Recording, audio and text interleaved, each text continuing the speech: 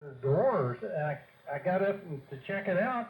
There's nobody around, nothing going on, so I don't know what it was, unless it was the darn dog. One of the dogs was banging on something out there. She does that sometimes. So I did miss some of it, I'm sorry to say. You were telling me that you had a BMW 5100 Charlie, and that is a new one on me. I didn't know they made one. The B is what I had, and I thought that was the last of the series, but maybe before that 6100 or something that they came out with, maybe they did have that C, so that's interesting.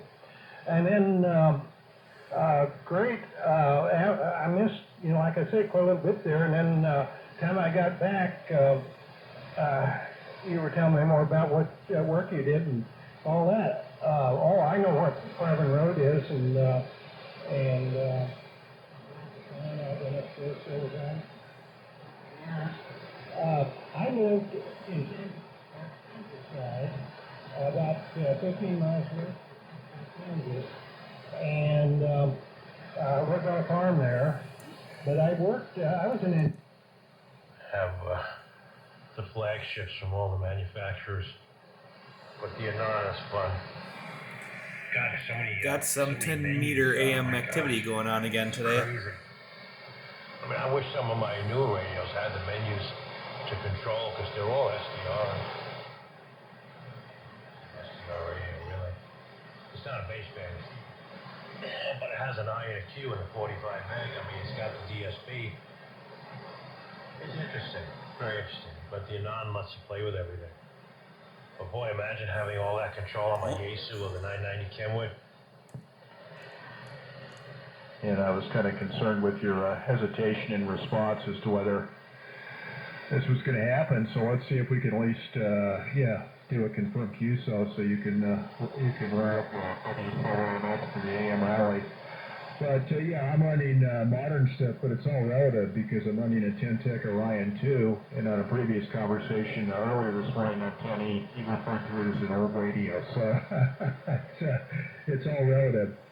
But that's driving a Alpha 87AC amplifier. It's the commercial version of the 87A, and I won't get into that, but it's was a little bit different than the amateur version. It was designed for maritime radio use for Globe Wireless, and spent its work career on the island of Guam, I think, is its lineage.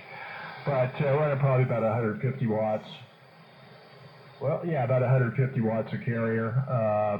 I do have an issue with this Orion 2 that the RF output tends to do a big droop here on 15 and 10 meters. And I don't have much incentive to open it back up. It was a swap meet purchase about 2 years ago and needed some attention. And the price was right, so I couldn't argue that. But back to business. Of course, located in the city of Reno, state of Nevada. Name is Mike. I think we've covered that. We've covered equipment. So back to you, Alan, and fine on your location there in College Park. We got you. And great to hear you on here this morning here on the West Coast on antique modulation with some relatively modern gear here on both ends. K4VA W7MS.